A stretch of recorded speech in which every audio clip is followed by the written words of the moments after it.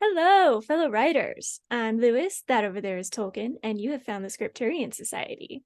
Welcome back, you beautiful writers. I can't see your faces, but I'm sure you're all looking gorgeous today, as is Karissa, aka Catherine, aka Lewis, over there. And I am Asher, aka Tolkien, looking considerably less fabulous. Looking good. I think you're looking good. Thank you. I did put Yeah. highlights in my hair, but Ah. they're not super visible at the moment. I'm going to dye over them with this other red color, which was Mhm. intentional. So I'll have Yeah. like different variations in red, but I haven't done it yet. And I am just sitting here, and you guys, I have a really like gross t-shirt on over my big pregnant belly, and there are ice cream stains on my shirt on my belly. So Like I am from you, or from it's just the way the shirt from was when you put from it on. me. No, from me. Okay. I had ice cream today. I tried to give you an out. You didn't You take it. did. It's okay. No, it's okay. I'll fess up to it. I'm looking like a real gross pregnant lady today. And I've got dirt stuck around my nails from gardening, and one of Mm, my nails has come off. I'm just looking like an absolute wreck today. nice. Yeah. But anyways, how has your week been, My Karissa? week's been good.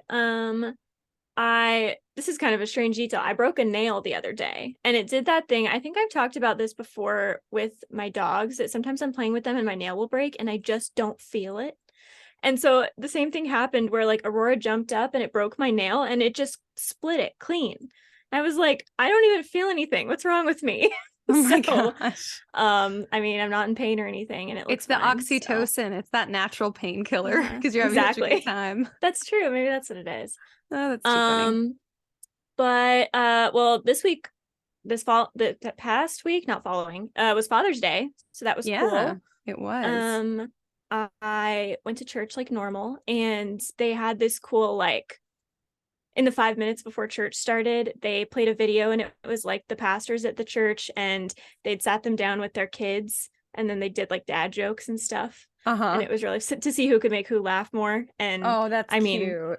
the kids won in a landslide. They were just stone faced and the dads were cracking up, but it was really funny. So that was cool. Ah, that's adorable. Yeah, I loved it.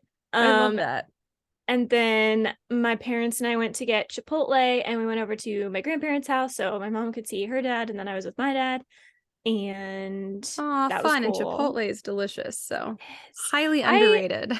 I know. I like rediscover it every once in a while, Mhm. and I don't think my dad had ever had it until like a couple months ago. What? And he just like every time, there's a day when no one feels like cooking, he's like, Chipotle. Oh is my that an God. That option? would be, I So wish. It's like the one thing, there's not one anywhere close to us. Like not even like uh the closer big city.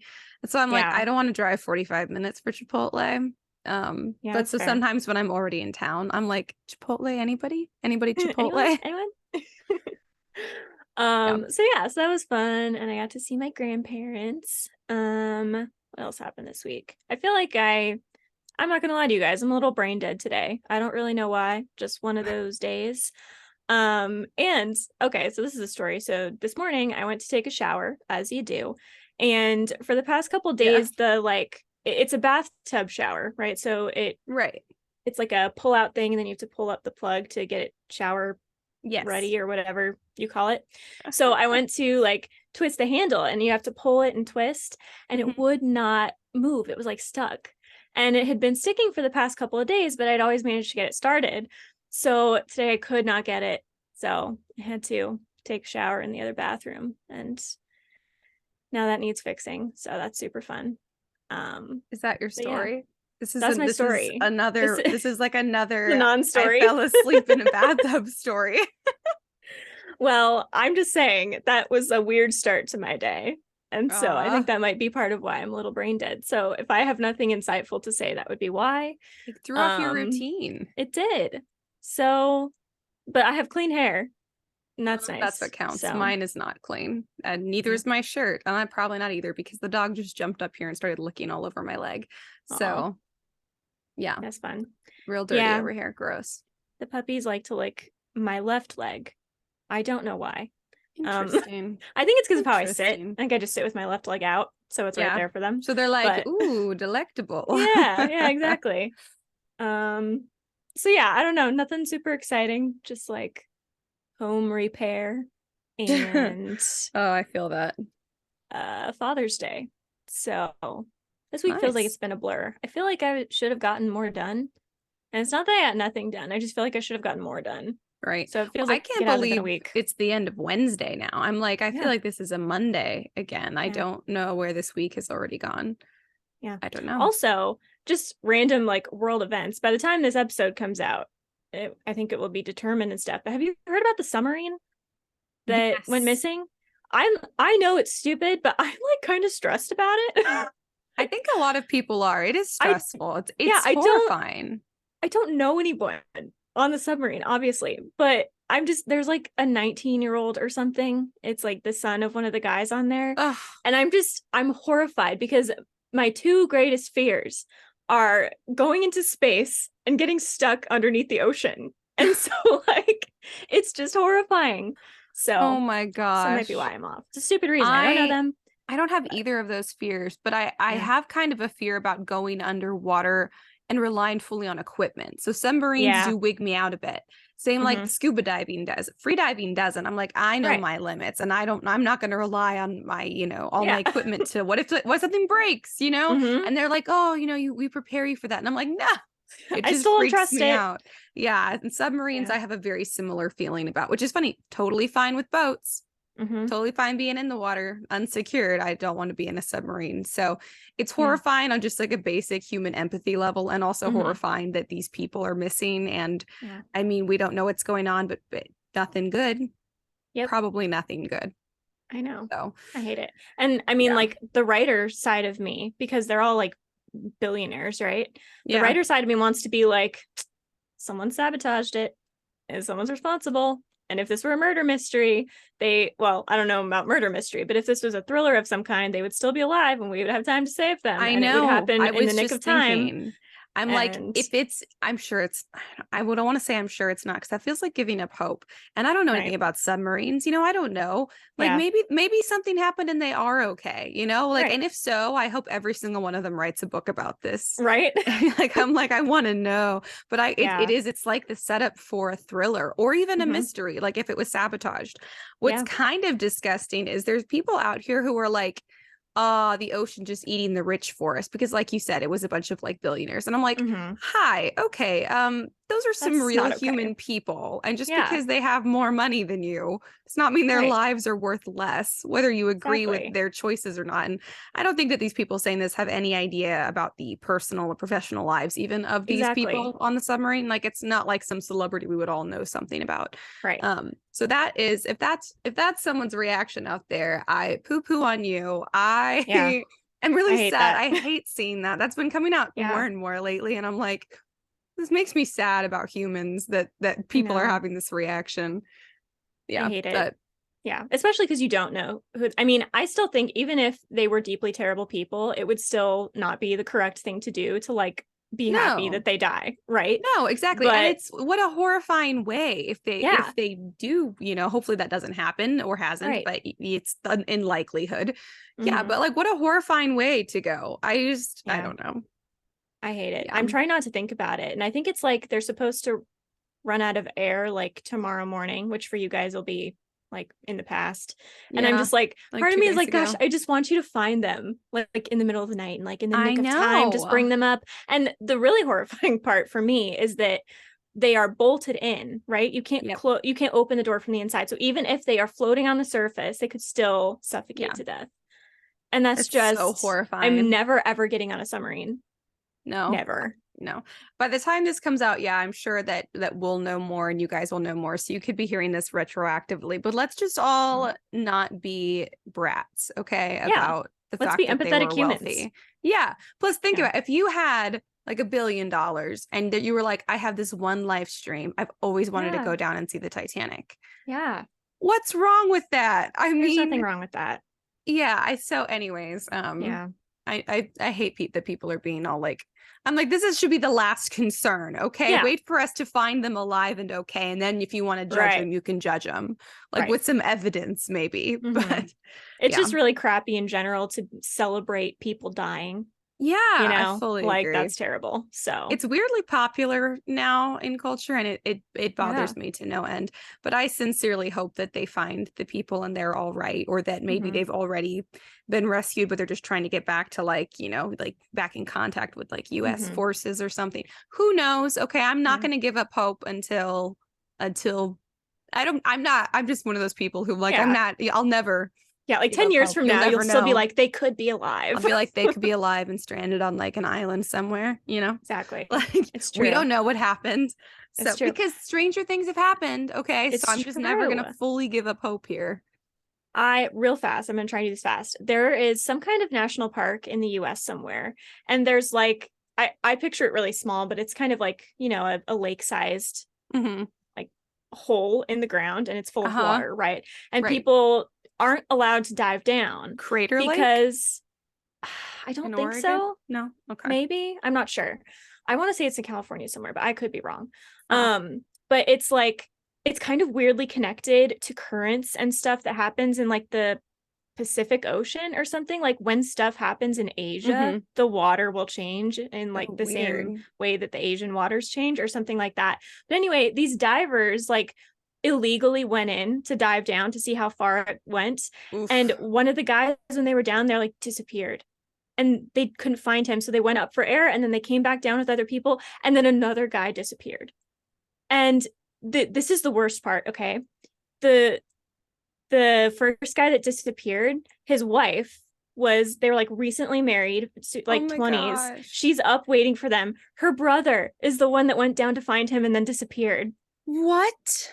And I'm just like, this is the most horrifying scenario I can possibly imagine. This And is horrible. they eventually like called in like the authorities, like, okay, we know we were not supposed to do this, but can you like get people down there to find them, because they're going to run out of Yeah. air eventually. And there are like air pockets down there, I guess. I don't Yeah. ever understand how that works, but they looked everywhere and they could not find them. And it's like a small area, like they could not have it's not like a current took them away, like it's an enclosed kind of situation, and so they couldn't find them. There were no bodies, there was no equipment, and this happened years ago, I think. And part of me is just like, I feel maybe like they I've heard popped of up this or maybe like it this was, I mean, maybe story. not this. I know I've heard similar stories of Yeah. people who go diving places where you're either not supposed to or it's heavily advised against, especially like in Mm-hmm. cenotes and stuff, where there's like underwater caves and then like Mm-hmm. they just never You come get back up. lost. I hate Yeah, it. but I Part of mean, me is still usually like they they find a could be body at alive. some point. Yeah, that's No, the part where there's I'm no like, body, there's no death. That's all I'm saying. yeah, No body, no murder. exactly. Ruby No body, is no death. whining at me. I just Is threw out she? my shoulder trying to push her off of Oh, me and my equipment. She is staring. No, ma'am. I fed you. I walked you before recording today so that you will be she hopefully is fine. fine. Yeah, I had to try and edit out your bark. Sorry, guys, if I missed some of her barks last time. I did my best to edit them Mm. out. She is such a punk. I did take off her cone and take her crate out of my room. So she's mostly recovered from her spay. Don't lick Good. me. She just licked me. No, we're not friends right now. You're being a punk on purpose. It's a Only bad when day for I, her, Ruby. I'm over here traumatizing her with terrible diving stories, and you're licking yes, her. your Auntie This is Karissa is not. traumatizing me. And you are over here being a punk. She's like, I'm just trying to make you feel better, Mom. She's not actually. She's just insanely jealous. And I had, of course, like I had a follow-up interview the other day. And Mm-hmm. of course, Ruby's quiet all day long. And I'm in the kitchen at this point, and Ruby decides that she's going to start barking her head off. And I Yeah, of actually had to course. get up and let her outside, even though I'd been trying not to. She's giving me this look like, I Are you didn't do talking about that. me? Don't Yeah. lie. Yeah. Anyways, so I've been trying not to let her outside on her own unsupervised because the surgery, and I'm like, you're mostly healed but still healing, and I'm not about to complicate things. But then I had to be Mm-hmm. like, I am so sorry. She only does this when I'm on phone calls and meetings because Yeah. she hears me talking to someone that's not her and she gets Right. upset. She I gets had to let angry. her outside. So So jealous. Aurora is also very jealous. Like, if I do anything with Luna, if I just pet her, she comes over like, come on, it's me. You want to pet me? And I'll pet her for 10 minutes and yep. then get up and she'll bark like, where are you going? This isn't Yeah. fair. Exactly. So, The I get it. entitlement is just Yeah. no. So entitled. There's a dog paw appearing in my green screen Out because of she's nowhere. insane. Yeah. Ugh. Ruby, I'm gonna lock you out. She's so annoying right now. You can just see paws. It's a dog paw. If you guys are watching on YouTube, you can just see dog paws appearing or reappearing. Girl, Sometimes a tail. you're so annoying. She is like messing with all my pillows and Of girl. course.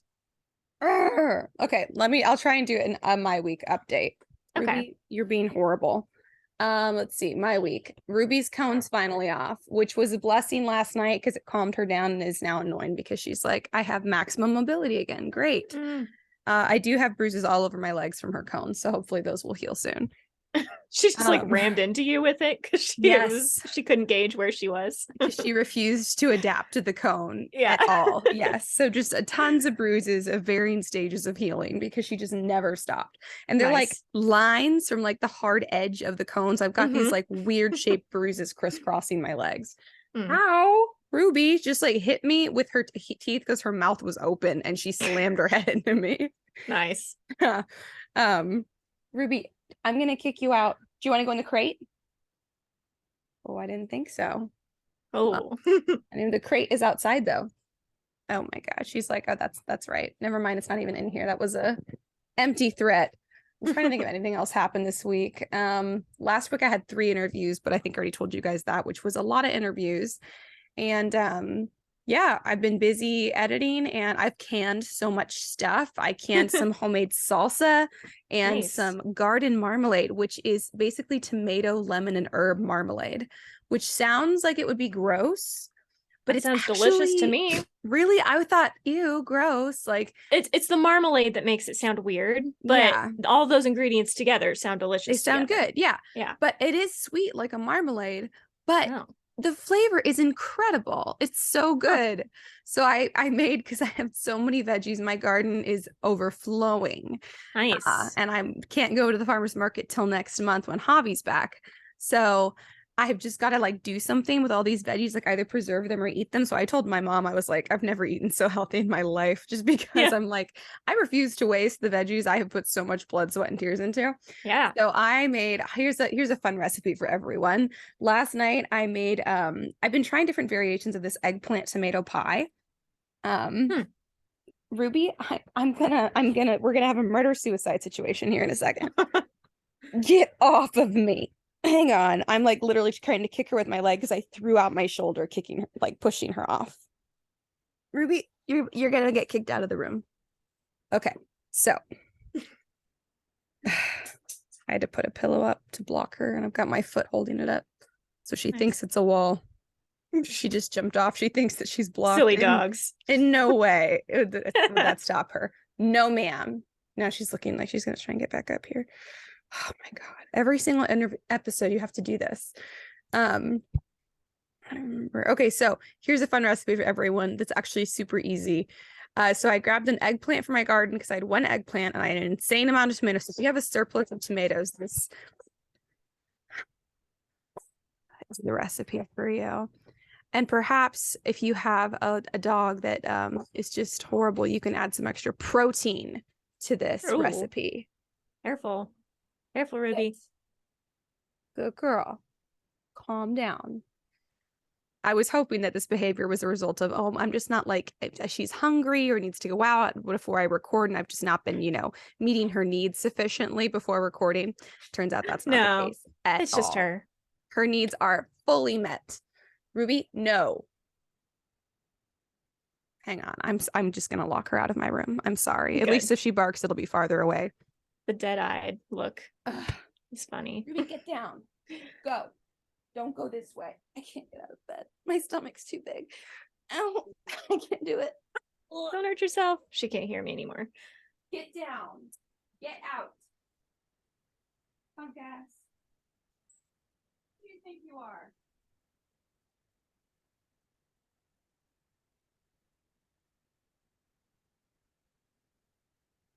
Okay, I swear, you guys all probably think that I hate my dog and I'm so mean to my dogs. You only ever hear me yell at her because she's only ever in trouble when I'm recording. Exactly. I'm an animal hater. Clearly, my poor dog is, we say that she likes to tell people that she's abused and neglected.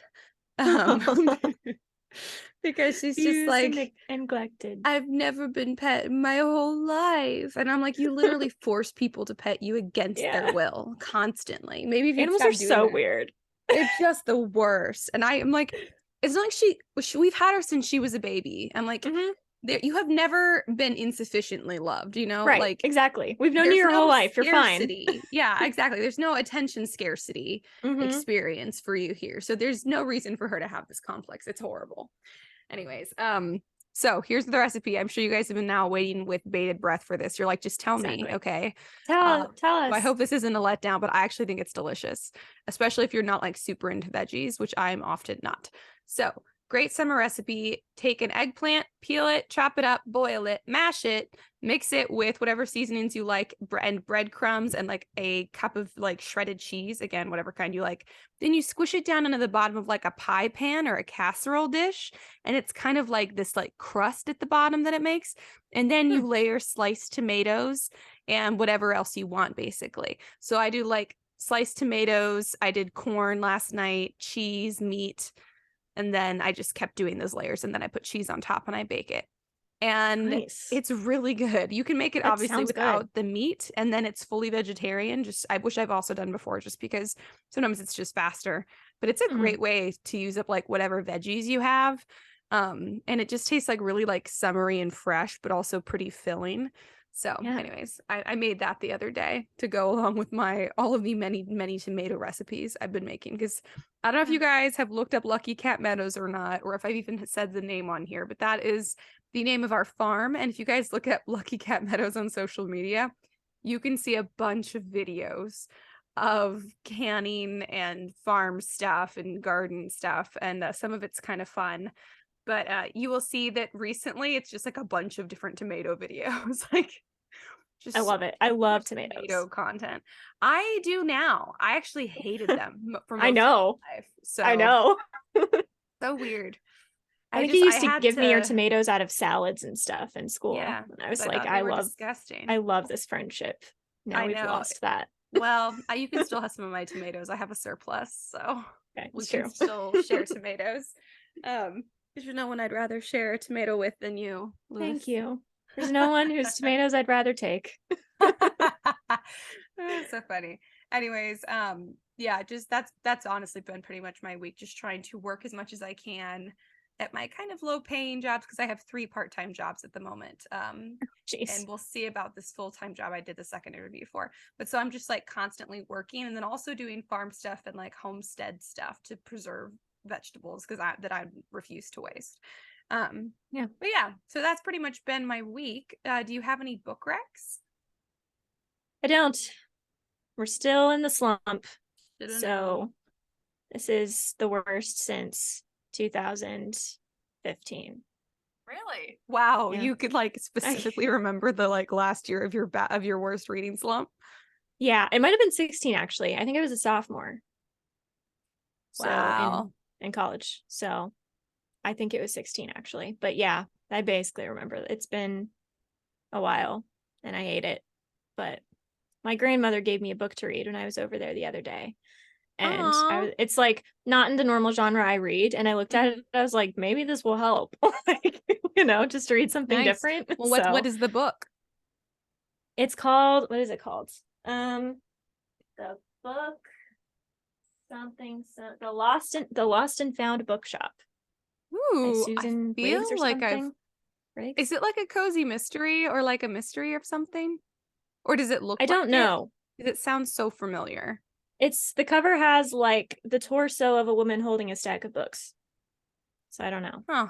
I don't know. It It could sounds be a cozy very mystery. familiar. I don't know. You'll Okay. have to let me know what it is, because I'm Yeah. curious to see if it's what I'm thinking of. Yeah. But my grandmother Cool. really liked it apparently. So Aw, so yeah. book rec from Chris's grandmother. Yeah, that's true. Exactly. There I you think the go. author is like Susan Wiggs or something. But yeah, the Lost and Found Bookshop. Mm-hmm. So Just pass on that book rec. I yeah. actually have no book rec this week either, because I have been busy, busy Yeah. working the 3 part-time jobs and doing farm stuff and trying to keep the house going. So I Mhm. have not had time to read anything. I've had a magazine, a Living on Less magazine, sitting next to me for like over a week. I've just put it on the bed Mhm. next to me, thinking at some point I'm gonna have a I'll spare read this minute. I'm eventually. gonna pick it up and read it. And Yeah. I haven't done it. So can give you guys a magazine rec of one of my favorite magazines. It's Southern Living, which is probably not a surprise, but that's a great magazine and it's worth the subscription. Do I currently All right. subscribe to it? No, because I have 3 part-time jobs and I'm Yeah. not spending my money on it. Fair. But when I have money again someday, especially for like the holiday editions, sometimes I'm like, I kind of just want to subscribe for like fall and winter. But if you guys out there, I say we bring back, I want more print media again. Let's bring back the magazines. Gosh, I know, right? I used to love magazines. I was just gonna say I don't think I've subscribed to a magazine in like 10 years because they just went online and it's like not as fun. It's fun to It's get it in not the as mail fun. It and is. to like It's like see a the cover and like surprise. And then you can open read it it like a up. book. Yeah. Yeah, It's much more I love it. relaxing than like like scrolling through your phone to just like catch like a glimpse of an article, which is Mhm. currently what I usually do. So, Yeah. yeah. It's probably better for your eyes. I mean, I know reading can sometimes strain your eyes like on a print page too, but I Eh, feel like it's better than the screen. I So, think so. So there's yeah. my media rec for everybody. No book rec. All right. I know We're I need branching out I away do from have book some recs. options here. I have a book Okay. called The Bartered Soul by L.B. Benson. Well, She's an that sounds cool. independent author. My brother met her in person and got this signed for me. So it looks really promising. Nice. There's pirates and priestesses and usurper kings. It sounds very Nice. cool. I just haven't read it yet, so I can't actually book rec it. And then I have a book called The Storm Runner by J.C. Cervantes, and it is a Rick Riordan Presents book. So Oh, this is Caleb's book that he lent me, but I feel like maybe it's a middle grade book. I haven't looked that yeah. closely, and I don't I know if think I'm in the most of mood for the middle grade. I think most of the Rick Riordan presents are middle grade. Right? Yeah. So, So that's yeah. the thing. So I do have a couple options. I think those two and like one book on my shelf that I haven't read at this Yeah. point. So I'm almost out of reading material, but I Mm, don't know if I'm in the mood for the material that I do have. yeah. Oh, and fun fact, Riley Sager, the thriller author that I have come to just adore, was at Book People this week. Or maybe it was Yeah. last week, and it's this big bookshop in Austin, and Hmm. I went there with Kendall, my co-host over at our Yes. sister podcast, That Pretentious Book Club, and we Hmm. met Kira Cass, author of The Selection, and Nice. lots of other great books. Yeah, so she was like, I'm out of town, but just so you know, Riley Sager is going to be there. And I was like, I'm not social enough to like drive through the heart of Austin, which is lots of traffic and Hmm. people to try and get there. But shout out to Riley Sager for visiting Texas. I For don't know where getting so he's close. from, for getting So so close to close. Ash. Yeah. So because he was signing there for his new book, which I forget what it's called. But you guys should look it up. Anyways, I want it. It's on my list, but again, 3 Hmm. part-time jobs, so I feel that I cannot spend any extra money. Although Yeah. I keep saying I'm almost done here. Now I'm almost done because I keep just going back to myself. This is not in any way related to book recs, but I just want to share because I'm very excited and I will send you a screenshot of what I'm talking about. Ooh. I found a maternity dress that I want for my baby shower because our baby shower Yeah. is mermaid and surfer themed. Hmm. And it is so not like anything that I would have ever thought in my life that I would pick out, that I would be like, oh my Mm. God, this is what I have to have. It's partially Yeah. because of the mermaid inspiration for the baby shower, but I'm also like, what a fun color. And I just like little Ash, who was like, so I hate pink and sparkles and happiness, is just like still bewildered.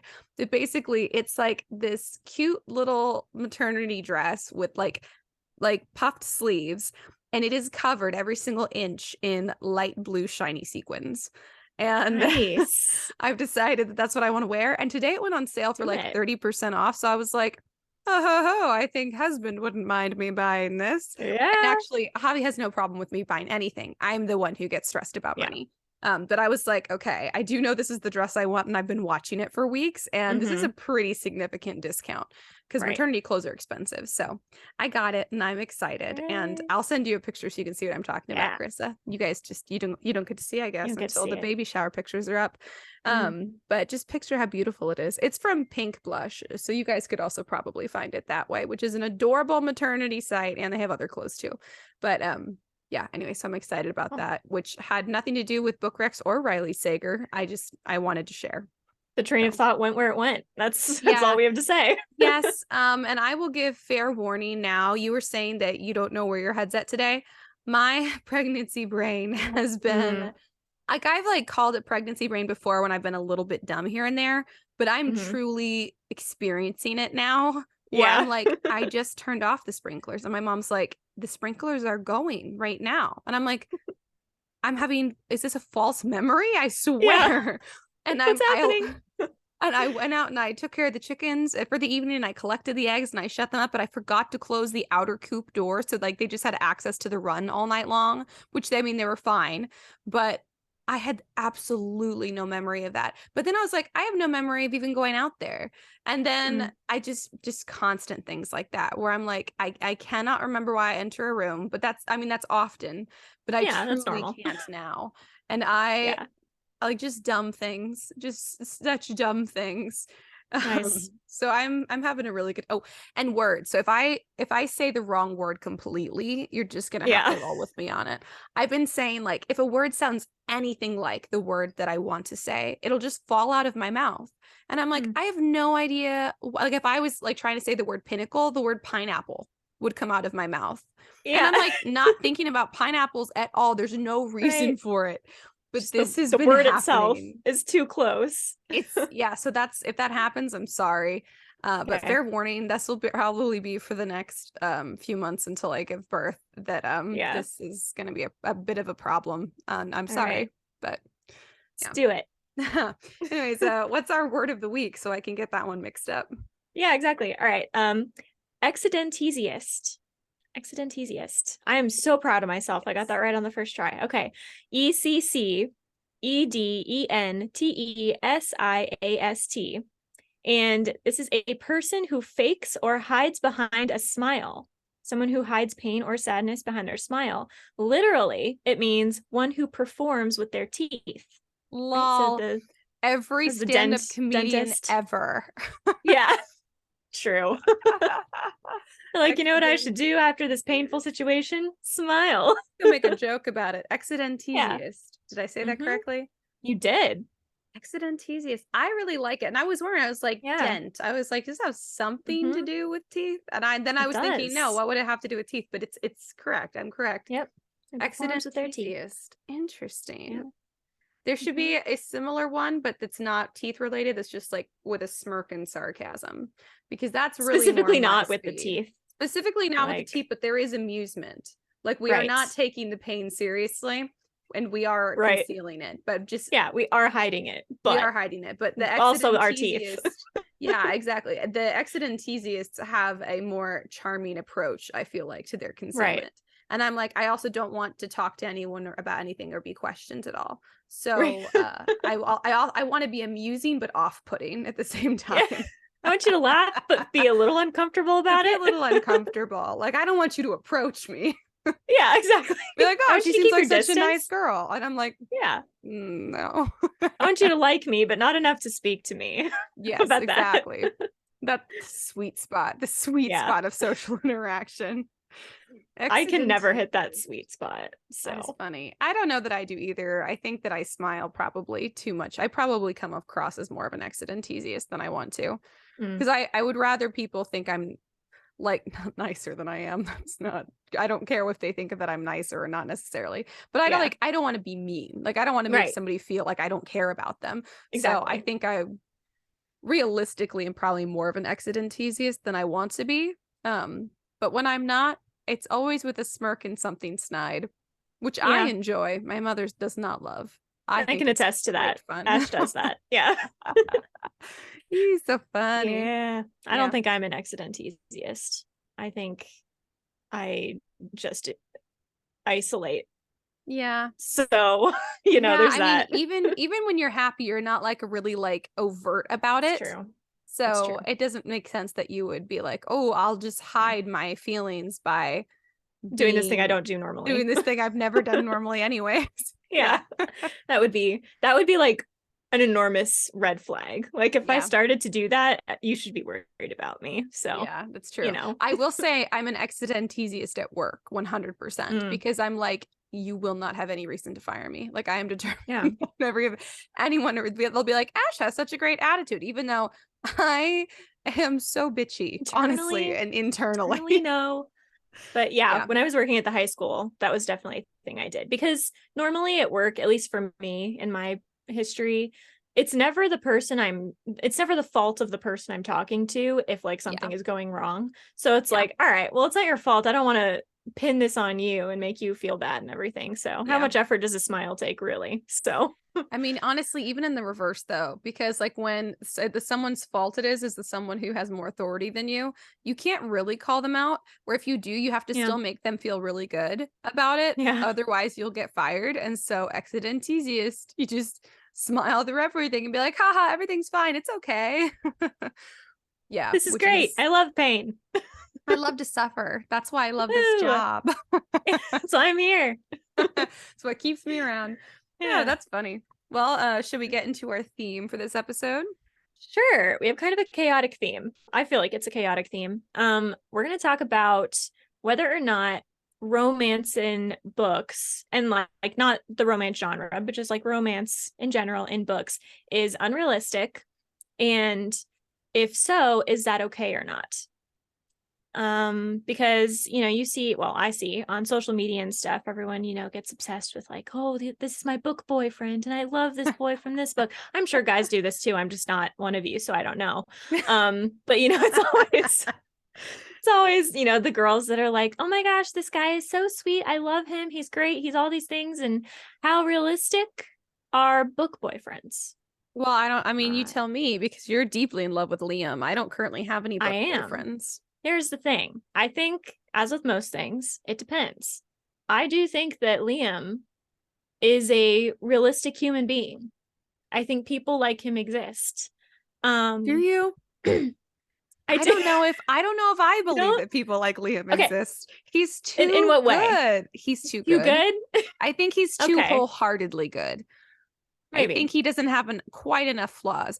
He's on the line though. Like, it doesn't bother me too badly. It's not like, to call out again one of my favorite series, but Tiger's Curse, where like there's like these men are too perfect, right? It's not like that at all. Liam's very much on the line, which is why I can accept it.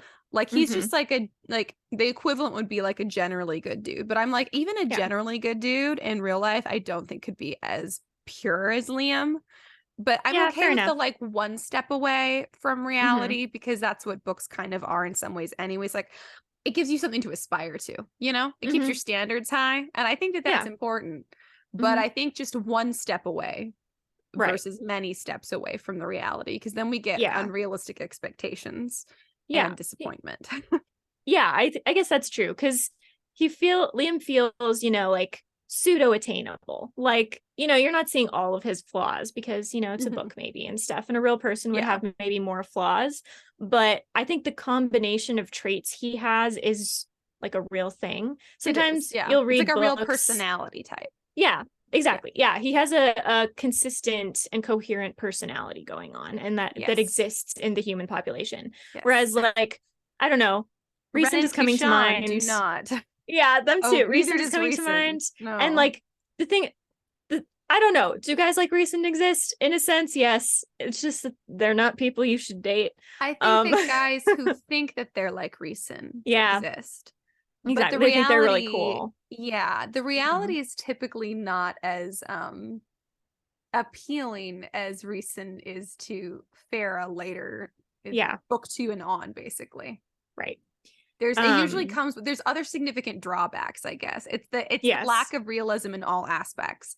Like Ren and Kashan from Tiger's Curse, which is a like YA fantasy adventure romance, and it's super fun to read. It's one of my all-time book recs. I've read it a million times. But my biggest critique is that the relationships are so far from realistic.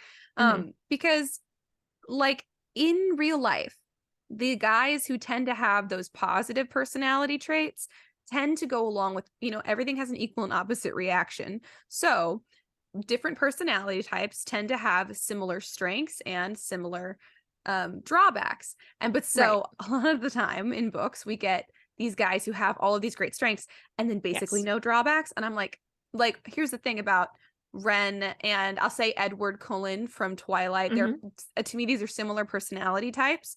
In the book, they're just like all the good parts of this personality types: protective, emotional, connected, engaged, committed. Those are great. Communicative for the most part. Later, lots of feelings. Those are not bad things. Those are all good things. However, in real life, in the real world, those things often coincide with some, but not all necessarily, of the following. Can be too controlling, can be emotionally explosive, can lack emotional regulation, can be overly attached, can be codependent. So those are just some. And it's not necessarily that every guy who has those positive traits has those exact negative traits, but there is often a correlation, like a really obvious correlation. Yeah. So when we write these personality types, because I think it's not like there's any specific personality. I think there's a personality type basically that everyone would find appealing. I don't think there's anyone that's like, oh, their whole personality is horrible. The positives in everyone's individual personalities, I think, can be appealing to the other personality, to like another type of personality.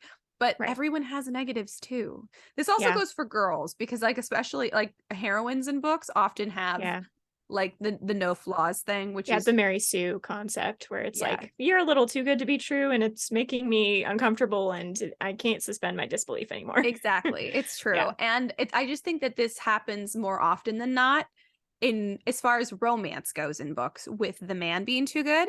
And I think it's because historically the fellas have not been so great. And so true. An overcorrection, maybe. It's an overcorrection, I think. Yeah. And like I said, I'm okay with like a one-step overcorrection, because like that's something to aspire to. Like Liam is kind of like a one step away from something realistic that you could get close to him in real life. Yeah, exactly. You could find, and then it gives you something to aspire to, and it keeps your standards high, and it also keeps things feeling kind of like, you know, magical and whimsical, and the possibilities are exciting. So that's fun. But if we were going to go through like, if we were going to see like more in depth into Liam's life eventually, I'd like to see a little bit more maybe realism flaws. For the span of that story, I think what we get of him is perfect. You only read the first book, right? Did you read the second and third? I read the second one, but I assume we learn more about him. But it's also it's only a 3-book series. Tiger's Curse is a very long series. It is. So we should 4 books, but yeah. And it's also, I think that the perspective, we see so much more of Ren and Kishan, the men in those books. So I'm like, if we're going to be this intimate, we don't get more as like their points of view are added and stuff. Yeah, exactly. And here's the thing too, and I have this feeling, and I don't want to make anyone mad, because I'm also a big fan of the morally gray and bad boy characters, but let's be a little realistic in the sense that Liam, his character, if you were going to make a real life equivalent, is going to have, if not fewer, less damaging negative traits, probably, than a morally gray or a bad boy character in real life. Yes. Because typically the attributes about morally gray and bad boy people, when those are translated into real life, typically accompany some not so great traits. So it's hard to see, it's hard to read books with those characters and they present only good and no like drama at all. I think it's part of why it kind of romanticizes the idea of dating a bad boy for a girl. And that's not something that you want to romanticize. You could romanticize a couple aspects of that personality type, like the confidence. There's usually like an edginess. They usually are protective. You know, there's like a couple there. You have to pick out what's appealing about that personality type, hone in on those, and like maximize those in your character, but also include some of the flaws as well. And also I just, especially with, I will say, I don't think I've ever like actually shipped like a straight on like bad boy character with the hero, because they're bad people.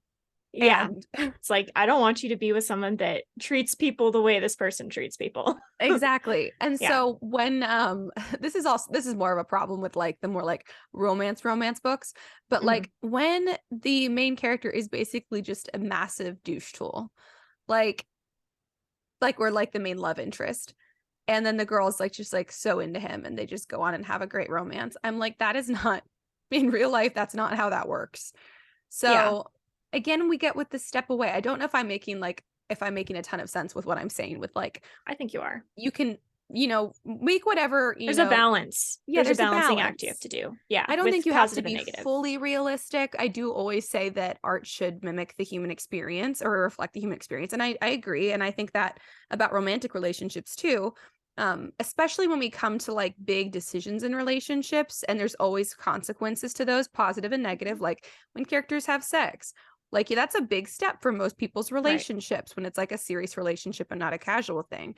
And there's positive and negative consequences, results that happen from that. And I think that books don't ever delve into that. Like they should, not ever, but rarely ever. Rarely. And I think rarely realistically. Rarely realistically. Same with like Yeah. the first kiss scenario and the first time having sex. Whenever these come up in books, I'm like, that is That not a feels realistic not right. expectation to set for people. Yeah. So, not that you have to be like bare bones of reality, because we read to escape realities. And so we want something better than reality. Or rather we want like the prime example of what reality could be, if everyone was at their best. And I think that's what I mean by like one step away. Like a Liam-ish personality absolutely exists in this world. Are they all as good as Liam? No, because that's not realistic. However, do I believe that most of them have the potential to become that good because people grow over time? Yeah. And so that's kind of what I mean. Like they need to be achievable. If not like exist, they need to be like one step away from achievable. In real life. And that's kind of how I feel about, at least like it comes down to the romantic personality archetypes largely for me.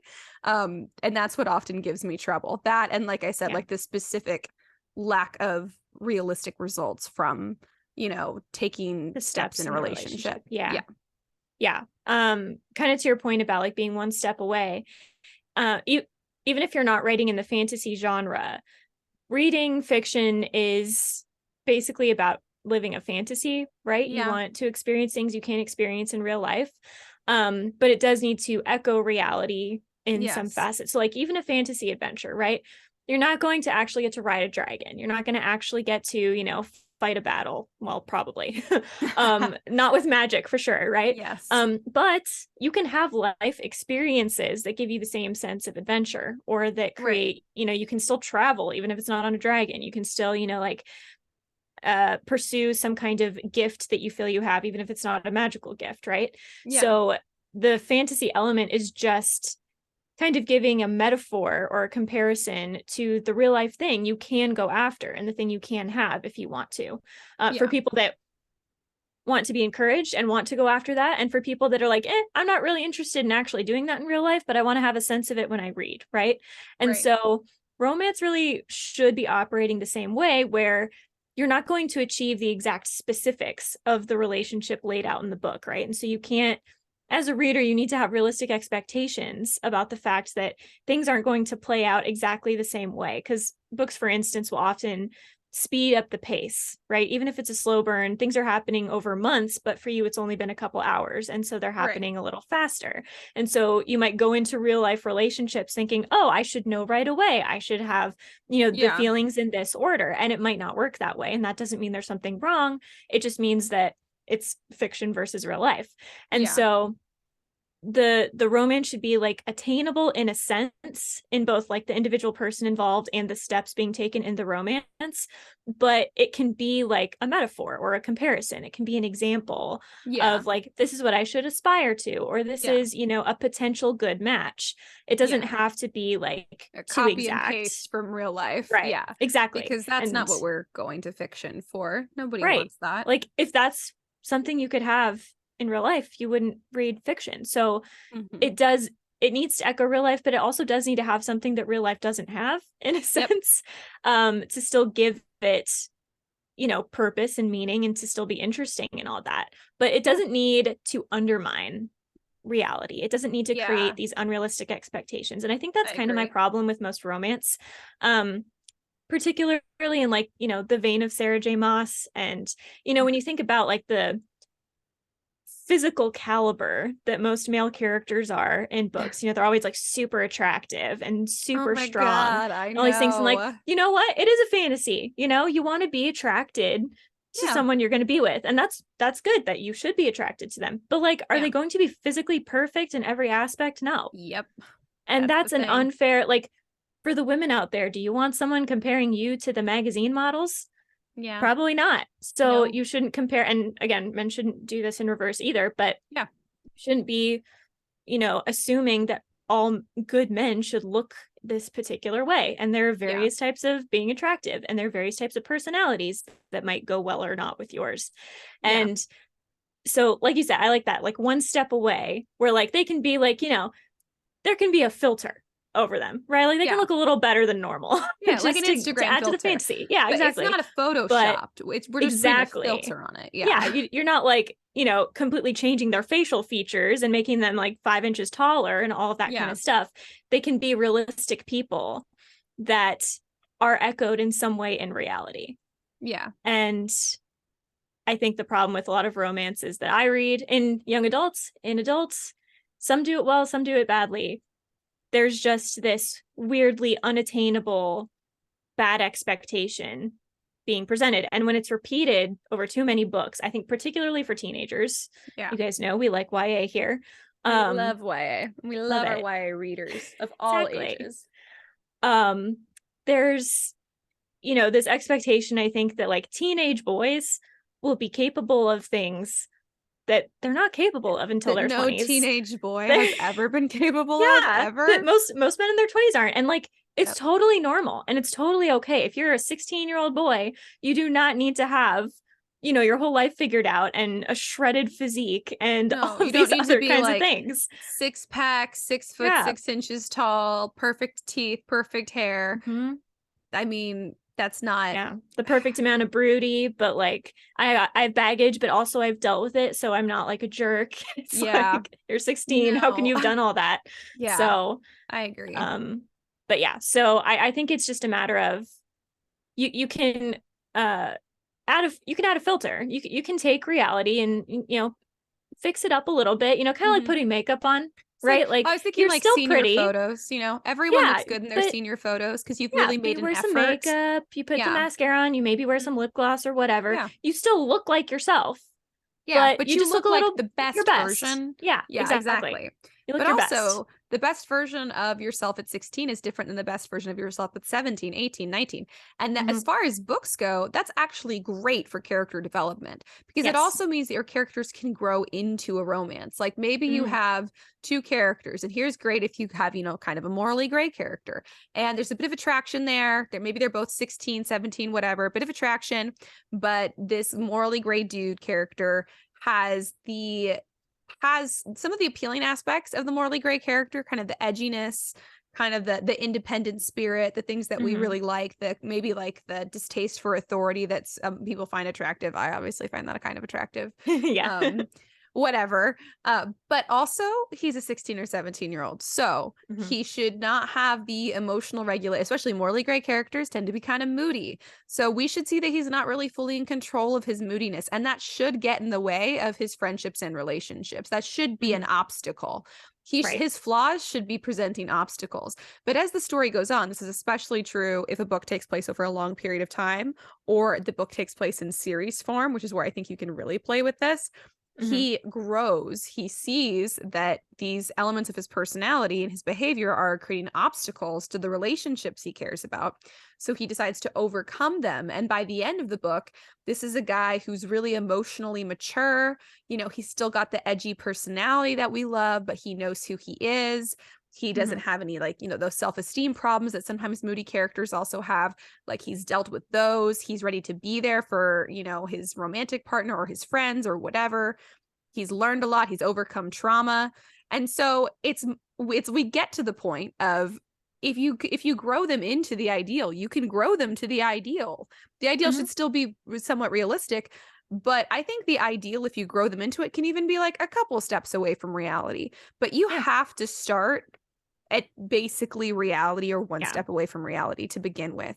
And and you can only get them up to the quote unquote ideal if you grow them into it. But because that's realistic. And also, as he's growing, exactly, but the relationship should also be changing. So it's not like they're like, oh, we're in a romance and everything's great. and he's growing, changing, getting whatever, better. this whole time he's Yeah. getting better. No, it should be, maybe the relationship gets off to a rocky start, maybe it ends, maybe they take a break, maybe they're dating other people, maybe they're back together, maybe like something big happens in the relationship that wouldn't have happened if one or both of them had been more mature in some way or other. Maybe the character realizes they've made a mistake and they like decide that they're going to change and be different, and the characters come back together and their romance is better than ever. That's realistic, and that's the storytelling. That's exciting. So say that just adds to the story, like whatever your theme is, whatever plot you're telling, like that will add to the story. And it is very annoying sometimes when romances are just shoehorned into the book. And you're like, what is this adding? What are you trying to say with this? And so if you can take them on a journey in a way, then you're going to, there's so many things you can say with that. So many things you can say about relationships, you can about validate the romance being in the plot. Exactly. And it can be a part of the book instead of feeling like this obligatory, I had to add this in because this is what I needed to market it on kind of a thing. Yeah, so I totally agree. Yeah.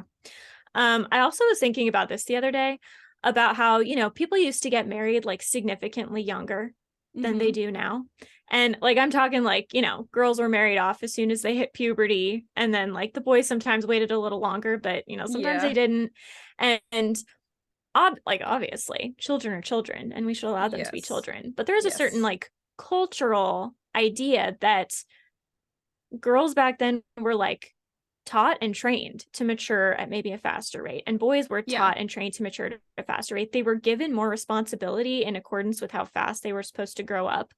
And again, I'm not saying that like 13 and 16-year-olds should get married and stuff, but when they did, it's because that was the social norm and they were prepared for that, and they were put in situations where they could achieve it. Thing. Like if you have a book set in the past or in a fantasy world that's based on a past culture, then it's okay to be like, oh, the characters got married at like 17 or 18.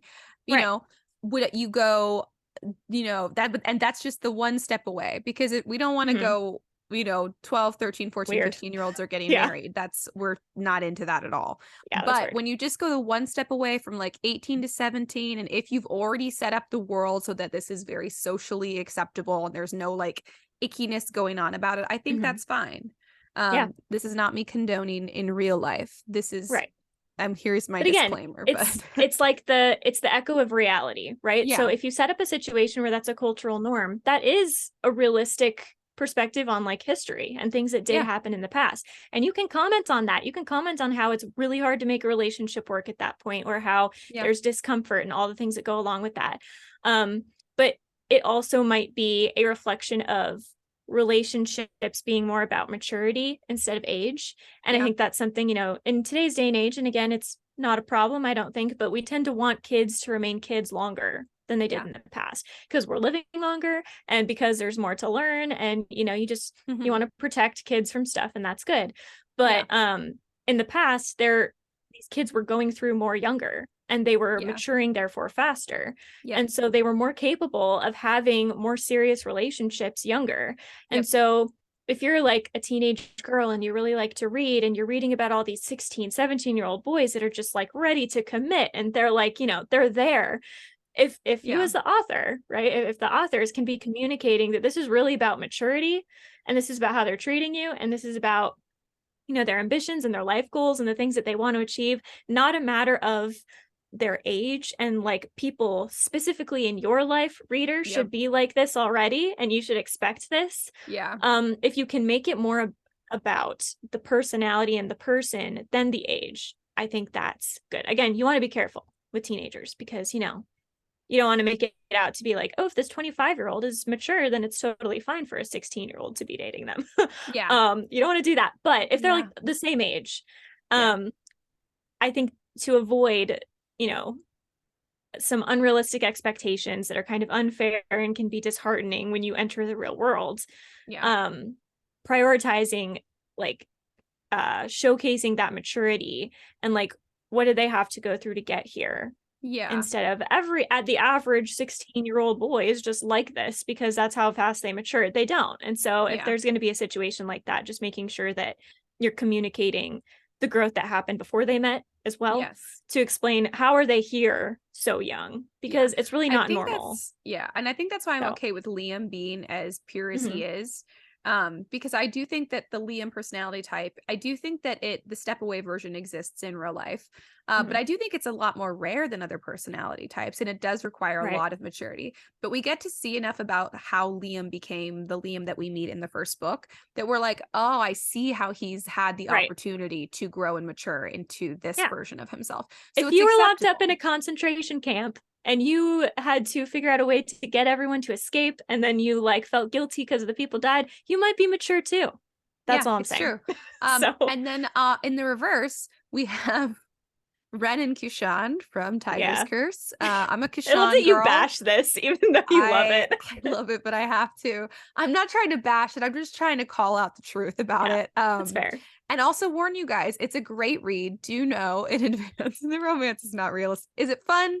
Yes, because some Exactly. elements of it are achievable. Every now Hmm. and then there'll be like a little like vignette between the Yeah. romantic characters, and I'm like, that's cute and that's achievable. Hmm. But as a whole, it's not, and men like this don't exist. Right. Because if they did, they would be like the serial killers, like I was on gonna the say they'd be inside, psychopaths. they would be Yeah. psychos. Yeah. Be So wary of anyone that looks too much like that. 100%. Yeah. Exactly.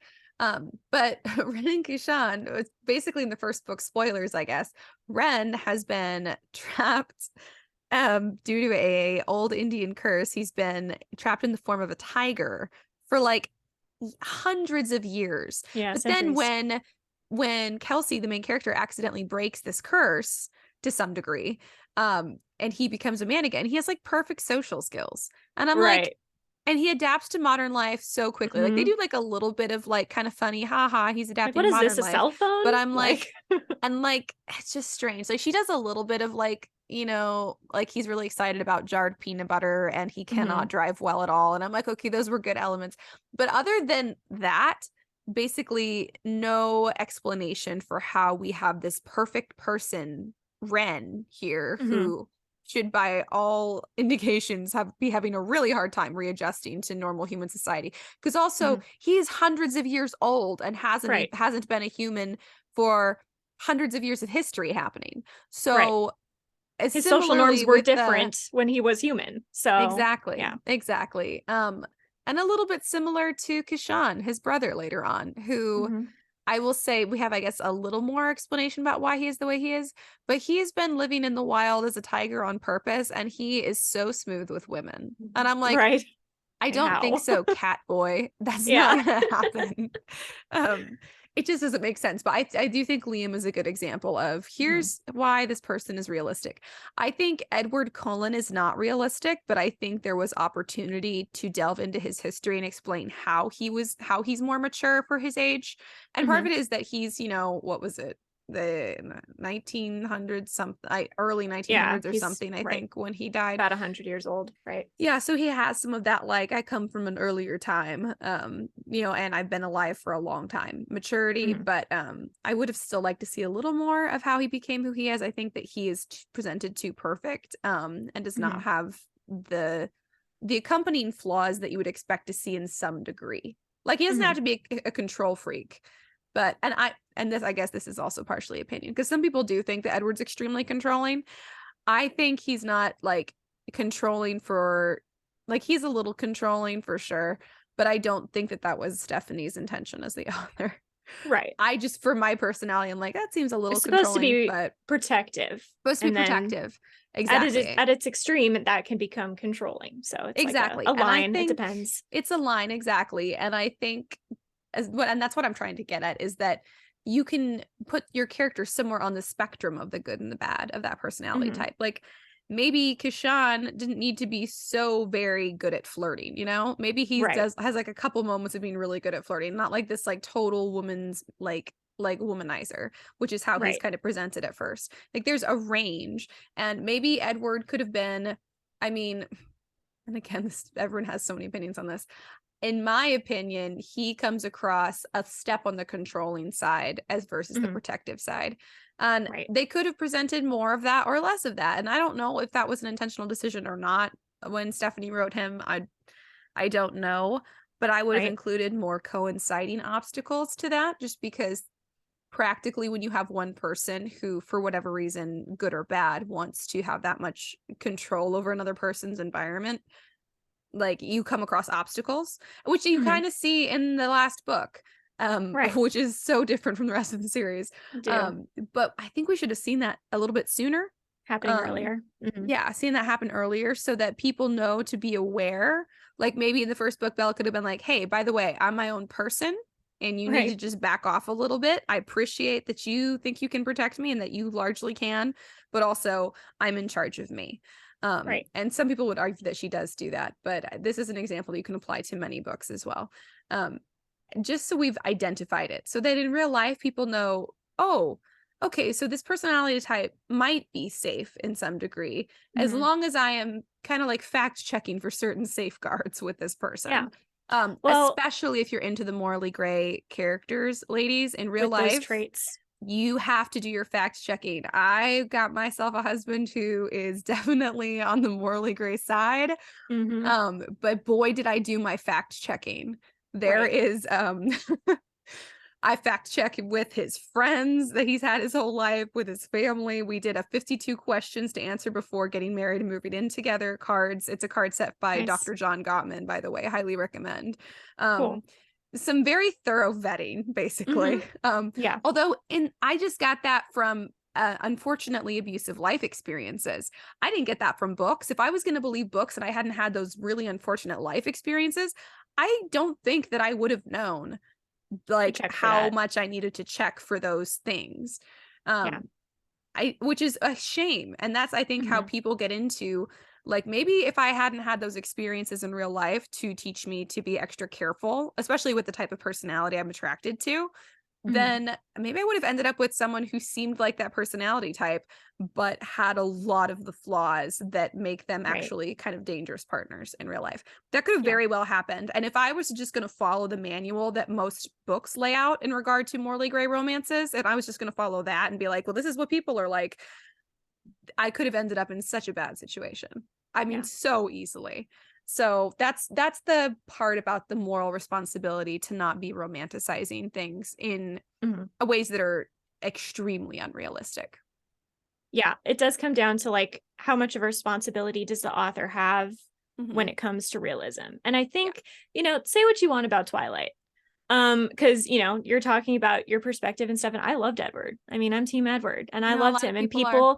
people would say he's controlling. I'm like, I don't feel like he is. I've like, maybe that's something I want. Maybe I want someone to be that protective, or maybe I Yeah. don't want to be in control of as much Well, as and someone else would. Javi loves Edward, and Yeah. Javi sees himself as Edward. So, and I, Nice. I, I do want to clarify. I don't dislike Edward. I like Jacob more. Yeah. No, I hear what But you're I saying. You're don't. just there's a I don't think spectrum he's super of the controlling traits. either. Right. There's a spectrum, exactly. I think he's mostly protective, and a step too Hmm. controlling in that on Yeah. accident because he's so protective. So I don't have a Yeah. problem with him. Um, Hmm. but yeah, sorry, Yeah. I No, it's just okay. got off track. I just want to clarify that. It's good. Pregnancy brain. But it's like, people can see Edward in different lights. And I Yeah, think, again, say what you will about Twilight, but for me at least, it started a discussion in a lot of like teenage girl communities about like, is this okay or not? Like, should yeah, we put up with something like, is this a good? Is this a positive? Is this something to strive for? Or is this something we need to steer clear of? yeah, And I think, especially when you're writing for kids and teens, you should keep in mind that these are people without fully developed brains and fully developed life experiences. And yeah, so you can create those conversations. yeah, And you don't necessarily like you can keep the fantasy aspect. There's nothing yeah, wrong with wanting to give a teenager, an escape and something different from real life, yeah, but make sure that you're doing it in a way that does present the downsides or that yeah, does start that conversation. Give like, I don't know, give their parents a little like, branching off point where they can start the discussion based on that yeah, character. exactly. And it doesn't have to be all positive all the time. It doesn't have to be, a list of negatives that like a Yeah, disclaimer on a medical commercial or something like that. yeah, But just to, provide some conversation there. Like if, yeah, 10 people can read this book and find Edward completely psychotic for one of them and completely everything they've ever wanted for someone else, and then you can create the discussion. And so I yeah, think there are I don't know, that's at least something that I think is important in young adult fiction, is that you should be starting a conversation. You shouldn't be preaching at I teenagers. completely agree. And yeah, just present them with a situation. And then based on reality, not, just your own fantasy or just your own experience, but based on, and you can use your own experiences to inform it, but, based on reality, give them a potential scenario, all the pluses and minuses included. Yeah. And if enough of us are doing that as writers, and these kids are reading, 10 to 100 books a year, depending on how much they like to read, they're True. going to get a good variety of potential. Like, here are a bunch of different kinds of boys that could be out there. Maybe you like them more or less. And like, that's the thing with one of the reasons I loved The Darkest Mind so much, is because during the era that, I was reading a lot of things, most of the guys in books were just not people that I was like super into, right? They could be people that I liked and I appreciated their character and stuff. Like, I really liked Jace from The City of Bones and stuff, but he wasn't my type. And same with a bunch of other books. And when I read about Liam, I'm like, yep, that's it. That's what I like. And because there was variety, I can't just, use that only for my life experience, because it's not life experience, but it gave me a good starting point. I was able to analyze, okay, why do I like this? Is it good that I like this? How do I go about, engaging with someone like this, and I think that's a good thought process to start in teenagers. And it doesn't have to be the whole point of the book. Yeah. It can be a romantic subplot, but I think realism in the sense of, let's echo reality a little bit here. Yeah. It doesn't have to be perfect, but it can, it should be at least tangential. You can hover on over the ground a little bit, but don't like shoot off into space. Yeah, exactly. Just make sure that you're kind of providing that subtle context, I think. I agree. So, I agree. if that makes sense. I don't think any author is necessarily responsible for what a reader gets out of their book. So I do want to clarify that. Just like I don't think that video game designers are responsible for kids who grow up and, kill people. That's not really how entertainment and storytelling works. In the human psyche. In the human psyche. So this is not to say that authors, that you are responsible for your readers' success or destruction in life. However, I think that we all have moral responsibilities as humans to try to contribute something positive to the world. And I do agree with you. I think that what artists across all of history, and especially now, still have in their like really what we can contribute is the material for conversations. And like you said, like maybe so Twilight is actually a great example of this, in that it started a conversation, and kind of because Edward was kind of a step away from what we do see. He was borderline. You could have multiple different opinions on him and be really fair in that interpretation. Exactly. And there could be someone who's a lot like Edward in real life and a good person, or there could be someone who's a lot like him but on the too controlling side, and then they could go off in either direction based on that. A person could become even increasingly better or increasingly worse. But even just having that conversation, like if two, teenagers are having that conversation and going, I like Edward, no, I like Jacob, Edward's controlling, Jacob's a hothead.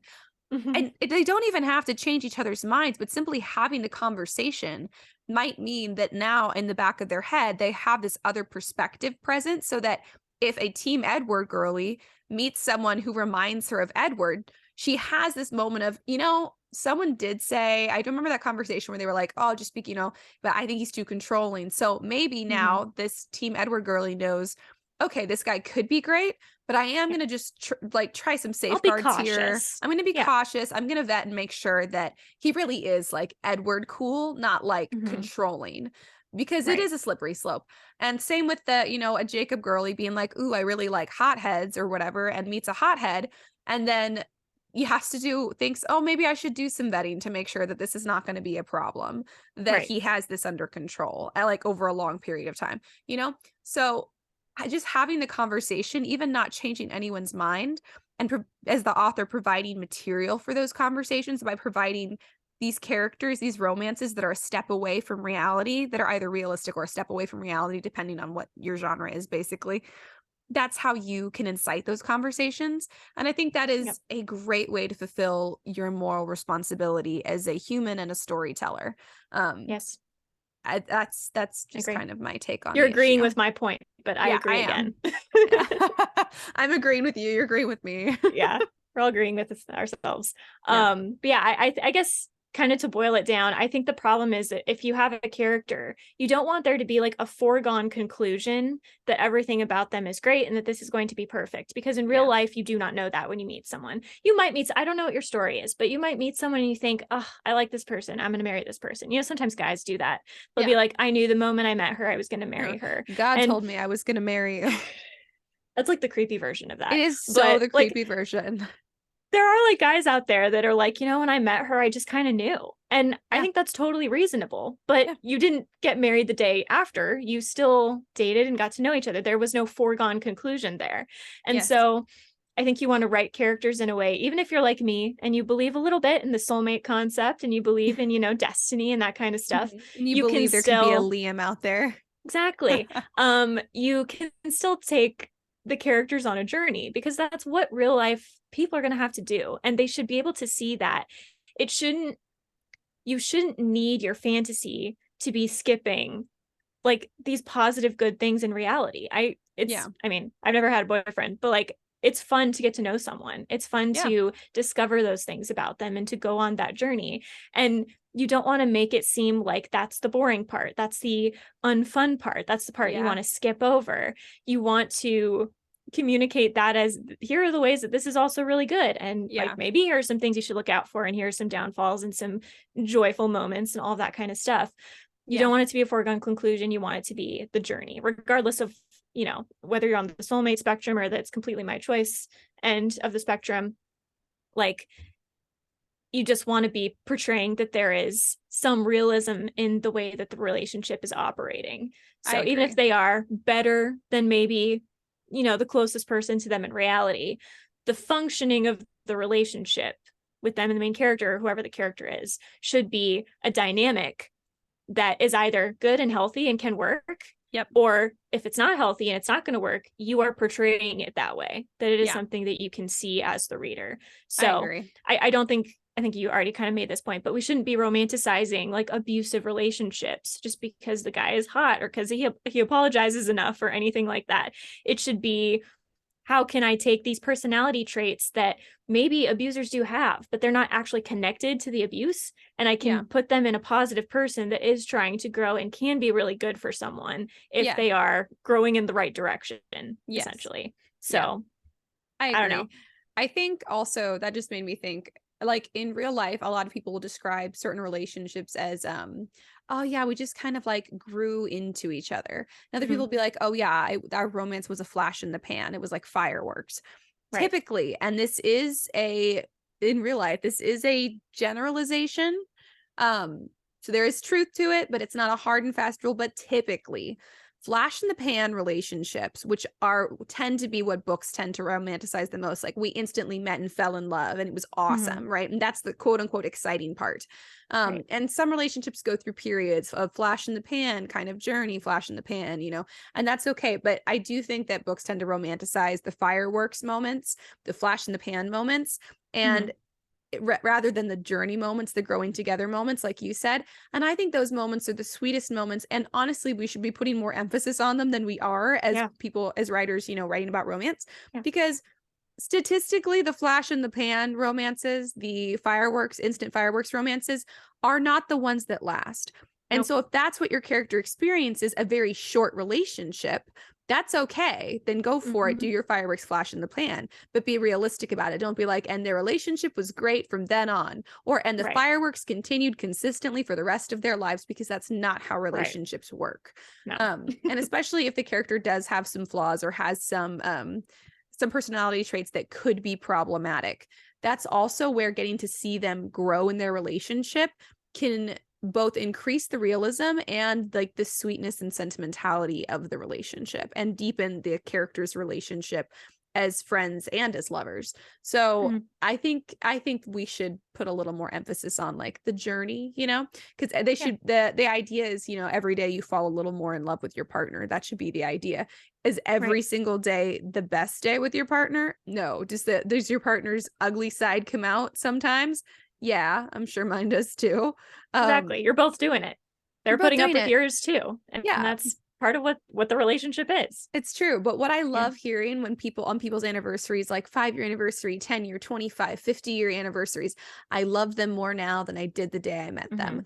That is the hallmark. That is the mark of a good, awesome relationship. That's something that you should want. That's something you should aspire to. And that's something that you don't get to without the journey. You absolutely have to have the journey. There can be some fireworks there too, but the fireworks are the least important part. So if that's all that you're showing in your book, because sometimes it can be because you're shoehorning in the romance and you know that people want the fireworks. But sometimes it's just because like I think that's what readers have come to expect in books, the all fireworks romance. And it's doing such a disservice to how great long-term romance is. So if you're planning a long-term romance in your book, I would just say be really wary of overdoing the fireworks or placing too much emphasis on the fireworks and not spending enough time on the journey. And then you can, besides, if you devote more time to the journey, you can start with more extreme characters because you can grow them into a more balanced person. So just across the board, being a little bit more realistic with our characters and romances is actually great for storytelling purposes, for moral responsibility to our reader purposes, for depth of the relationship and character development. It's so much better across the board. It is, absolutely. And those journey moments, like you said, they can be sweet and fun. It's not like those are the boring parts that you're gonna have to spice up. I mean, spice them up to the same degree you spice up all the other moments because it's fiction, right? Yeah. One step further, one step closer. But those moments are also fun. And then they also add this added benefit of being a really good like echo of reality, and that it does explore these parts of relationships that maybe haven't historically been as explored and stuff. And that's not totally true. I think Jane Austen did a good job of this. Yeah, Jane Austen did, yeah. So people have done this before. I think we're just kind of in this era where it is all about the fireworks. Yeah. And I don't know if this is a cause and effect, something, but so there's the Percy Jackson series, right? And you see Percy and Annabeth grow up and they're wonderful. And then you have the Heroes of Olympus series, and they are teenagers in this. And like, I know there are some mixed opinions about Heroes of Olympus. I have mixed feelings about that series, but you do see basically Percy and Annabeth go from like 12 years old to like 16, 17. Yeah. And that's only 5 years. And that's not a lot. They're not like super adults or anything like that. Yeah. But you see that journey, but it does sort of trigger a genre change in that Percy Jackson is really solidly middle grade. Yeah. And Heroes of Olympus is kind of YA. Yeah. And so, and it gears toward the younger end of YA, which I think is good. But now that we're kind of seeing like this rise of NA, right? New adults. And I've seen a lot of independent authors talk about this on TikTok, how like their series is going to span like the teen years into their 20s. And so it's going to shift from YA to NA. That's really hard to market, which is why I assume it hasn't really been done, and that a lot of traditional publishers aren't really doing that. Yeah. But which is something to consider. Because I like that. Yeah. And you think about like Harry Potter and how influential that was. And one of the things people loved about it is that they got to grow up with it, right? They got to start reading The Sorcerer's Stone when they were maybe 10 or 11. And then by the time they graduated high school, they got all the way through the 7th book.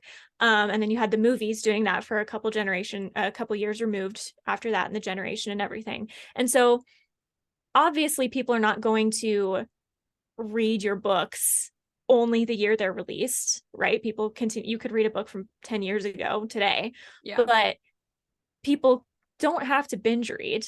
They can, but they don't have to, and they can grow with your books. And so if you start writing out for a young adult and the series just evolves over time, and you still have plot ideas, and you still have, you're not like just creating stories for a money grab and stuff like that. You keep the story going into their 20s, and it does have to change into new adults, or you start with middle grade and then it changes into YA. You can show a lot of growth in the relationship at that point. So much. And I don't know, food for thought, something to consider, especially for you self-published people out there, because I don't know the traditional will go that direction anytime soon. Maybe. I mean, it's blurring the lines, but not in a way I like. It's more like, let's market NA to YA, which is not the same thing as saying, let's take this YA series and grow it up a little for the original readers who are now grown up. Which I think is a really kind of cool thing to do. So I agree.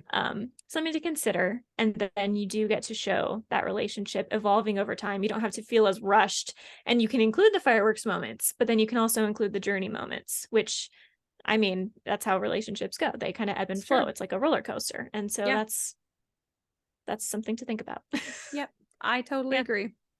Cool. You said that nicely. Anything else you want to say about romance in books?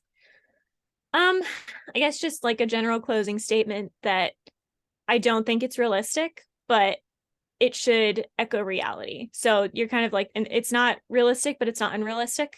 It should be something to attain, like to aspire to, like you said, maybe a little bit unattainable, but something to aspire to, and then use something the that's author. at least almost attainable. Yes, like, exactly. At least close almost. enough. Yeah. Right. And that you, as an author, I do think there is a certain moral responsibility to try to do it well in that middle ground. Enough realism that you're not misleading your readers about what these the real life equivalent of these relationships would look like. Right. In all its detail. This is a very broad episode. We didn't go into a lot of details, but that's okay. Then there's so much to work with within the idea of like a romantic subplot. And so I would just encourage everyone to break out of like that traditional arc and the traditional archetypes, because there are a lot of different kinds of people in the world, and relationships work in a lot of different ways.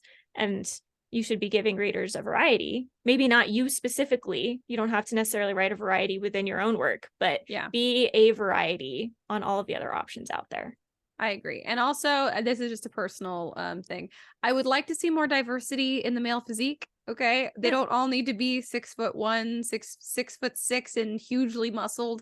Right. Okay. Like, let's get some shorter dudes in there, some short kings. Okay. Let's get some average height dudes. Let's have some people with crooked teeth. Let's do someone with a funny walk. Like, I don't care. Just, can we mix it up a little? Because actually it is getting boring to me. And it's unrealistic completely. And it doesn't teach people to look for all of the other things that make a person beautiful, even just physically speaking. Like, some people you might be like, oh, my favorite thing about them is their eyes, not like their body, which is apparently the main eyes don't change thing. over time, really.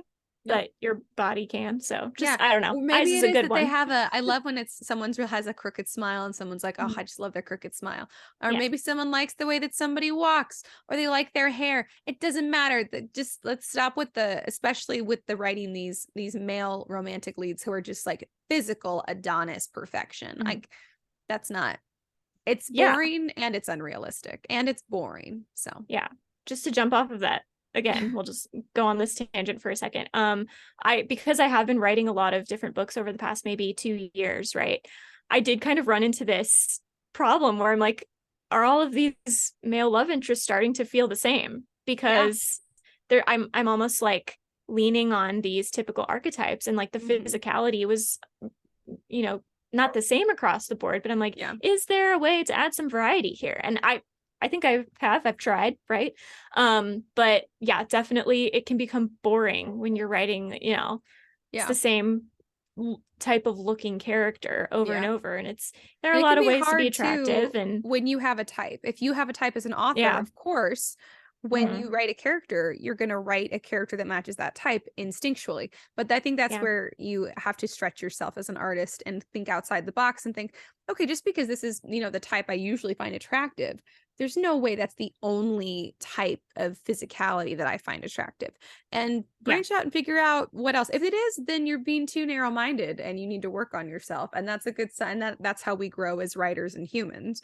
But I do think that that's why we tend to get stuck in that. But I think it takes intentionality to break out of that. Yeah. So you can be, varied in your own work. You can be, not varied in your own work, whatever. But I guess just be cognizant of all of the other stuff out there and make sure you're not just copying it, especially not just because you're not putting the effort into thinking about it a little harder. I mean, if you come to the conclusion, like, I need this male character to be really fit because it's like, in my case, a lot of the stuff I write, there's like a war going on and they have to be in good shape to be battle ready. So it's like a product of the world and everything, but doesn't have to be everyone. And you can, give some variety even within, someone's It's war true. skill and And ability. So physical fitness looks like different things for different yeah, people. So, I mean, right. some people bulk up when they get fit. Some people like get really lean. So, like, Hmm. play with that too. I'm thinking of like Yeah, all hobbies like infantry buddies. And I'm like, yeah, I'll have to pass PT tests multiple times a year. And you somehow do, but y'all all look so different. So, right. Exactly. yeah. So yeah. And I mean, the same goes for girls too, right? You don't want to make Yes. your girls too insanely pretty. There can be varieties in Yes. all of Give those your traits and girlies some everything too. flaws too. Yeah. Yeah. I So agree. Anything else you want to say about romance? no, that was it. Sweet. Well, how has your writing been going this week? Good. I worked on the edits that you gave me for my Lord of the Flies retelling, Yeah. which is good. I finished those. They're very helpful. Like every single time you did a lot of like changing word choice, Oh, right? did And I? Was it ev every time when you did it on purpose that I messed it up? no, I like almost like 90% of the time you change the word and I was like, "Oh my gosh, that's such a better word." Thank you, Ash. I'm so glad It's because I know that you're actually really specific with your word choice. Every time I mhm, was like, I wonder if she did this for a reason. I'm just going to that's change it okay. anyways, and she can just reject it if she Yeah. wants. I mean, every once in a while I was like, "No, I like the original word." Yeah. But I took a lot of them. I was like, "Gosh, this is such a better word." So and I It's so realized I had funny. been using the word actually a lot, Hmm. like it was actually this. And I was like, Yeah. okay. So again, I didn't delete them all, but I deleted a lot of them, which was also nice for my word count. Yep. So that was good. And then I'm working on the query letter. I've written it and I'm kind of letting it rest. And then Yeah. I'm hopefully going to send that out before Friday. I mean, I don't think it'll be a big deal. I don't think they're going to check it Friday and not Monday or anything like that. But Yeah. um, yeah, so That's that's what I did exciting. there. You were so Yeah. close to like the querying stage for that book. Gosh, I'm so excited. It's It's gonna be like such a compelling query too, because I feel I like that's a feel like it retelling that's not really is. been redone, at least not like in written fiction. Yeah, I feel like I don't know. I have an impression that retellings are relatively easy to query and get like requests on, not necessarily to get Yeah. offers on, but just to get like my foot in the door, like read Yeah. it. It does feel like Um, that. because it's familiar in a certain sense. And if you can make it sound, you have like an easy way to make it sound appealing, right? Yeah, exactly. So So if you have a I unique spin on it too, like you've already grabbed right. their attention, so now maybe they'll be like, Mhm. "Oh, that is a unique take." And that's all you really Exactly. need hypothetically to get them to at least Right. request more material. Exactly. So Yeah. I'm hoping that will kind of get me in the door. And then hopefully, of course, the writing will be good enough that they will then want to represent me. So I just, So exciting. I mean, I hope it will work out. So we'll see. Yeah. But yeah, Aw, it'll be that's my third exciting. book that I've queried.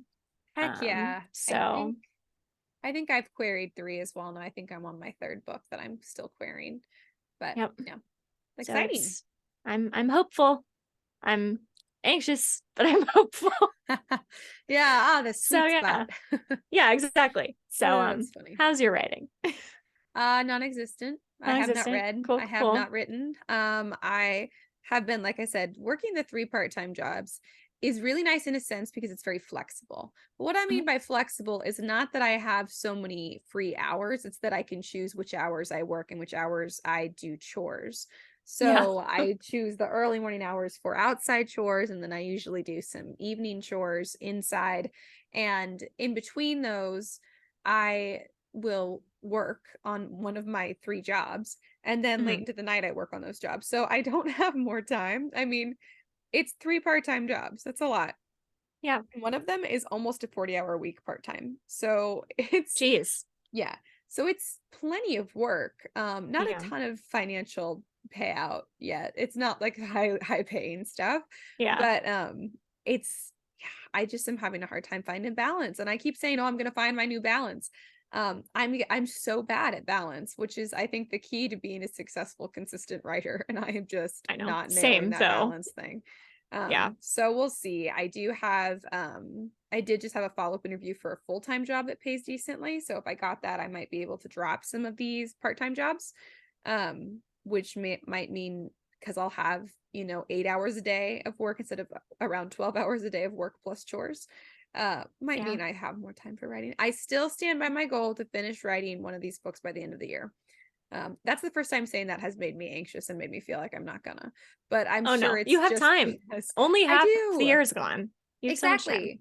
Only half the year's gone. And I'm gonna have I mean, I'm gonna be so pregnant I can't do that much. Mhm. And I'm gonna have a little baby. So and then it's gonna be winter, which is great because there's never as much to do around the farm in the winter. So I will have more opportunities. I just haven't come into the season of those opportunities yet Yeah, as much as I exactly. want to. Right. What's my dog doing? No. I can hear her scratching at something. You looked very Anyways. thoughtful about your whole season of opportunities, and then Season of it was about the dog. opportunities. It was the dog. It was the dog. Yeah. I was just being an Eccedentesiast, I guess, about my concerns about Yeah. the dog. Yeah. Um, yeah. I had to think Anyways, about it, but yeah. yeah. Anyways, that's all I have on writing. Anything else that you want to share with the listeners? Nope. That's it. Sweet. Well, if you guys enjoyed this episode, we would love it if you would leave us a review below. That would be wonderful. We love to see those. If you guys have a topic that you want to suggest for us to talk about on the pod, something writing related preferably, or at least reading related, we would love to hear from you. You guys can email us at contact@storysirenstudio.com, or you can message us on social media. We're on TikTok and Instagram. We are the Scripturient Society. If you guys don't follow us already, I highly recommend that you go do that right now, because if you want to write casually or professionally, either way, there is lots of great content on there to keep you guys motivated and entertained throughout the week. So all courtesy of Karissa, aka Catherine, aka Lewis. So she is our media queen. And I think that's about everything. We do have a writers group in our Discord. The link is below in the episode descriptions. Thank you guys for joining us as always, and I'm sure that you guys will be creating some wonderful stuff this week. Don't feel bad if you too are struggling to find your season of opportunity. I believe it's out there for all of us. Yes. Just So like Liam. yeah, just like there's a Liam for all of us, except for in Yes. my case, there was a morally gray character who had to be thoroughly vetted for Exactly. me. Yes. It works for you. So Yeah, exactly. So until next week, keep writing. and we'll see you on the next page.